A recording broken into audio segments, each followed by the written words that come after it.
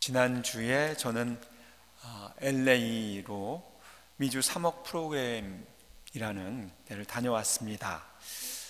여기 북미주 사제 한인 사제 협의회에서 준비한 프로그램인데요. 그런데 날씨도 추운데 저만 그 따뜻한 곳에 다녀온 듯해서 남아 계신 교우분들께 미안한 마음이 많이 들었지만 이민자 사목을 위해서 좋은 정보도 얻고 또 좋은 분들도 만날 수 있어서 그래서 활력을 얻고 돌아온 것 같아서 그래도 그 마음을 좀 떨쳐버릴 수 있었습니다. 사실 저는 이번 겨울은 그냥 거저먹은 것 같은 느낌이 좀 들어요. 1월달 초에 둘째 주인가요? 첫째 주에 가장 추울 때 플로리다를 다녀왔거든요, 사제 모임 때문에. 그리고 작년에 처음에 초기에 11월 달에 추울 때 한국에 다녀왔고, 그리고 막바지에 지난주에 LA 다녀오니까 겨울이 훅 갔고 이제 봄이 온 걸 보니까 이번 겨울은 거저먹지 않았나라는 생각을 해봅니다. 어쨌든 봄은 우리에게 다가오는 것 같습니다. 제가 그 LA를 다녀왔는데 LA에서 일정 중에 잠시 그 지역을 순방을 하는 그런 시간들이 있었습니다. 거기 교구가 오렌지 카운티 교구였었는데 그 교구 주교자 성당이 그리스도 대성당이라고 있는데 그 성당은 그 LA의 교회 수정교회라는 그 크리스탈 아주 큰 대성당, 아주 삐까뻔쩍한 그 대성당 대교회를 사가지고 지금 리마달링을 하고 있는 그런 성당입니다. 주교자 성당이죠. 여러분들 뭐 아실지도 모르지만 설교를 아주 잘하셨던 로버트 슐러 목사가 거기에서 사목을 했었죠. 그 큰 성당을 이제 이 오렌지 카운티 교구가 매입을 해서 이제 주교자 성당으로 꾸미고 있었는데 거기를 이제 방문했습니다. 그곳에 이제 분들은 자랑스럽게 저희들에게 구경을 시켜 주셨는데 아주 웅장하고 럭셔리한, 제가 이 이야기를 하시면 깜짝 놀랄지도 모르지만 거기에 있는 여자 화장실이 10년 전에 지었을 때 여자 화장실만 그 값이 $1,000,000였다고 합니다. 물론 누가 여자 화장실을 위해서 지어달라고 기부를 했기 때문에 그렇게 할 수밖에 없었지만 어쨌든 화장실이 $1,000,000예요. 10년 전에. 뭐 다른 부분도 어마어마하게 지었죠.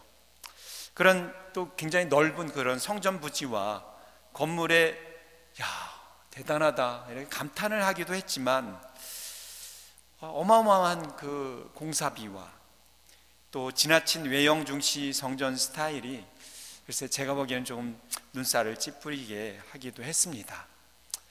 뭐 그 성당을 짓는 것도 그렇지만 한국도 요즘 좀 그런 분위기가 많이 나요.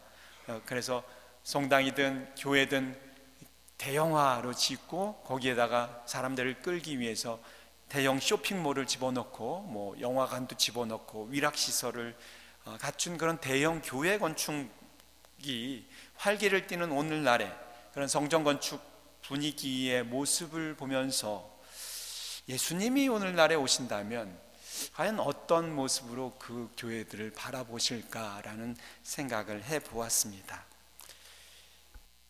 오늘 복음은 예수님의 성전 정화 사건을 전해주고 계십니다. 예수님은 성전을 정화하시면서 당신 몸이 성전임을 표징으로 제시하면서 당신이야말로 참되고 진정한 예배의 중심임을 드러내셨죠. 즉 당신이 가는 곳이 곧 성전이고 하나님께 드리는 참된 예배와 제사가 이루어지는 곳이라고 강하게 천명하신 것입니다. 행동으로, 모습으로, 말뿐만이 아니라 완전히 행동으로 보여주신 것이죠. 하나님께서는 제사를 즐기지 않으신다. 그러나 하나님께 맡겨진 제물은 부서진 영, 부서지고 꺾인 마음을 하나님 당신께서는 업신여기지 않으신다. 하나님께서 원하시는 것은 희생 제물이 아니라 자비이다 라는 그런 시편 51편의 말씀을 이 사건을 통해서 예수님께서 강하게 표현하시는 것이 아닌가 생각이 들었습니다. 바로 돈이나 희생제물, 양, 소, 비둘기들을 바치는 대신 우리 자신의 희생과 사랑과 헌신과 봉사를 바칠 수 있도록 우리에게서 우리를 대신한다고 하는 그런 것들을 치워버려야 함을 우리에게 들려주시는 것이죠. 그래야 예수님 당신이 십자가상에서 제물이 되어서 이 세상을 구원하신 제사를 하느님께 바치셨듯이 우리도 그러한 합당한 제사를 바칠 수 있을 거라고 생각을 하셨기 때문에 그걸 치워야 한다라고 얘기하신 것입니다. 오늘 아침에 저는 저희 성당 근처에 10분 이내 거리에 있는 버닝 부시 레인에 있는 토마스 베켓 성당에 다녀왔습니다. 성체 분배자 교육이 있었는데 몇몇 분들과 같이 그 교육을 듣고 왔는데, 제가 거기 교육을 갔다 왔다 그래서 이야, 신부님 영어를 잘하시나 보다 생각을 할까 본데, 아마 제가 들은 그 3시간 동안의 강의 중에서 제가 알아들을 수 있는 거는 아마 이만큼뿐이 없었을 겁니다. 하지만 그 강사분이 먼돌라인 그 세미나리 교수 신부님이어서 강의 내용을 친절하게 프린트물로 나눠주셨어요. 그래서 저는 읽고 이렇게 보니까 조금 이해가 돼서 내용을 좀 알아들을 수 있었는데, 먼저 이제 신학적인 얘기들을 좀 먼저 하셨는데, 성체를 모시는 것에 대한 신학적인 의미에 대해서 말씀을 하셨습니다.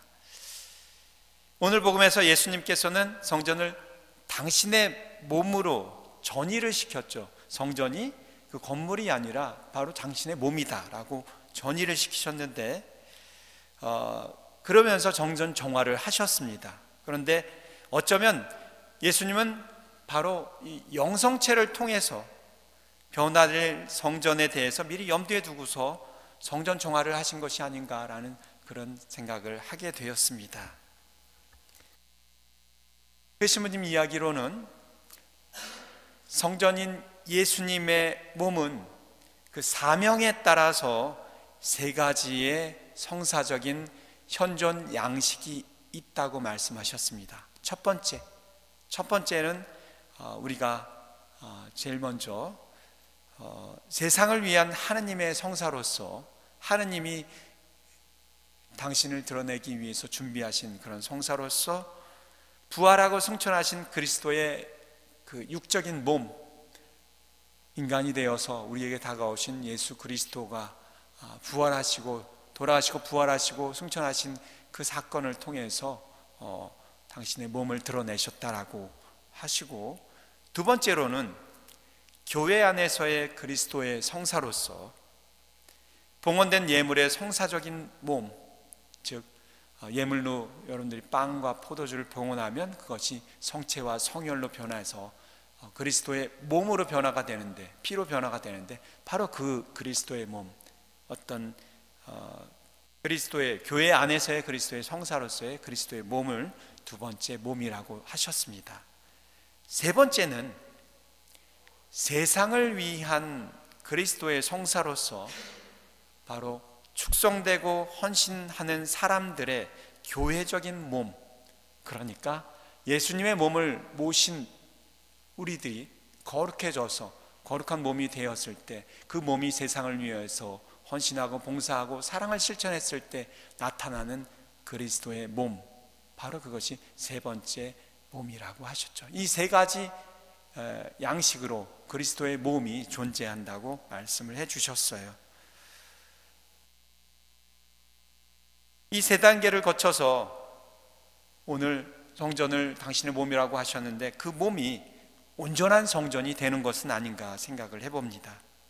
즉 앞으로 성전이 될 당신의 몸은 이 미사 영성체를 통해서 부활하신 그리스도의 삶이 우리에게로 전이되어서 우리 또한 이 세상을 위한 부활하신 그리스도의 삶, 하지만 먼저 이 세상을 위해서 재현된 삶으로 나아가야 한다는 것을 말씀하신 것이겠죠.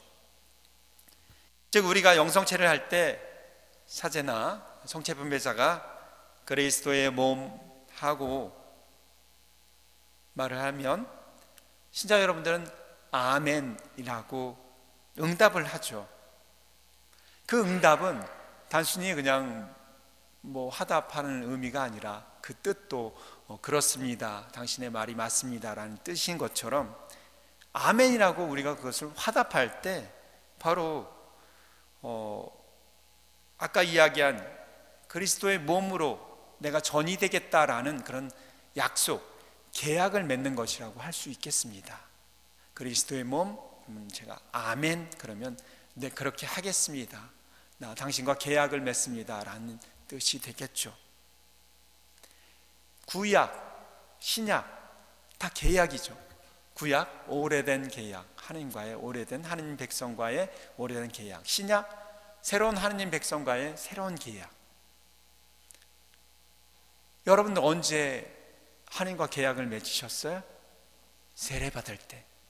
그러나 신약과 구약이 있지만 내 개인으로서 하나님과 계약을 맺은 것은 세례입니다. 하지만 성체성사, 미사를 드리면서 영성체를 하면서는 그 순간순간마다 다시 계약을 갱신하는 거죠. 바로 우리 새로운 성전인 그리스도의 몸을 모시면서 우리 또한 세상을 위해 내놓음으로써 우리 삶의 터전이 거대한 성전이 되게 하겠다는, 우리 삶의 터전에서 살아있는 제사와 삶의 미사를 봉헌하겠다는 다짐을 하는 것, 하느님과 계약을 맺는 것, 그것이 영성체이고 그 화답으로 우리가 아멘이라고 대답을 하는 겁니다. 영성체를 할 때 아멘이라고 꿀먹은 벙어리처럼 안 하시는 분들이 많이 계세요. 그분들은 모르겠어요, 일부러 안 하시는 건지, 이 내용을 알고서 나는 계약의 도장을 안 찍겠다라고 안 하시는 것인지 모르겠지만, 그러나 아멘이라고 힘차게 대답하면서 내가 또다시 하나님과 계약을 맺겠습니다, 그런 삶을 살겠습니다 다짐하면서 도장을 찍고 사인을 하셔야 됩니다.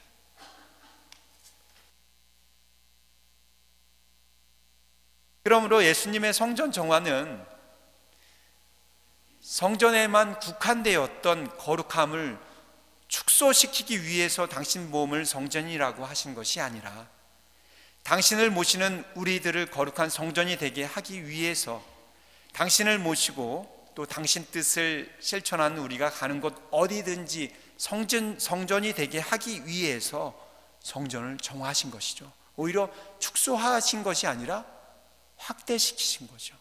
어딜 가든 무엇을 하든 우리가 하나님의 뜻을 따라서 실천하는 그곳이 성전이 될 수 있게 하기 위해서.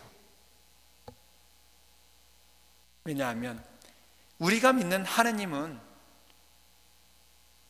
우리가 생각하는 이 거룩하다고 생각하는 이 성전 안에만 계시지 않기 때문이죠. 어디에든 계신 분을 우리가 거룩하다고 생각하는 이 성전 안에만 가두려고 하기 때문에 예수님은 그게 아니다라고 하시면서 성전에 대한 정화를 하신 것입니다. 이것은 그야말로 어떻게 보면 성전에 대한 코페르니쿠스적인 전환입니다. 우리에게 성전 정화를 하시는 예수님의 모습 어떻게 보이십니까, 여러분들?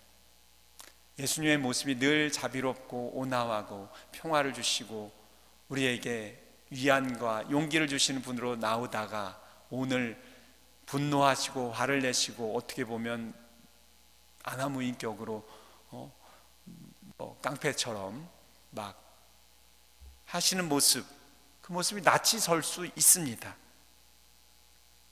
난동을 부리는 모습으로, 분노를 폭발하는 모습으로 여겨져서 어떤 분들은 이 부분을 묵상하기를 꺼려하거나 제대로 하지 못하는 경우가 있습니다. 여러분들은 어떠셨습니까? 저는 오늘 성전 정화하시는 예수님의 모습이 마치 제가 기도 중에 마치 딴 생각을 하다가 비몽사몽 헤매고 있을 때 저의 등짝을 빡 후려치는 그런 죽비와 같은 그런 느낌이 들었습니다. 마치 죽비와 같이 예수님께서 우리들에게도 우리를 구속하는, 우리를 보호하고 감싸고 있어야만 할 것 같은 그 성전의 틀을 허물라고 하시는 것은 아닌지, 우리를 구속하는 평안과 안정이라는 나약한 신앙의 틀을 허물라고 하시는 것은 아닌지, 우리를 구속하는, 우리를 대신해 주는 그 많은 것들, 돈과 희생제물이라고 생각되는 그 많은 것들을 치우라는 마치 우리를 내치라고 하는 것 같은 느낌을 받았습니다. 오늘도 새로운 성전이신 예수님, 당신의 몸 성체로 주님께서는 우리에게 오실 것입니다. 늘 평화와 안정과 위안을 주시는 주님께서는 그러나 오늘은 우리를 정신 차리라고 내려치시는 죽비의 모습으로 다가오실 것입니다. 우리가 새롭게 정화되라고, 우리 또한 이 세상을 위한 새로운 성전이 되라고 제발 마음을 단단히 먹고 살라고 호되게 내리치신다면, 영성체를 할 때 그런 내리치심을 듣는다면 우리는 과연 어떻게 할까요?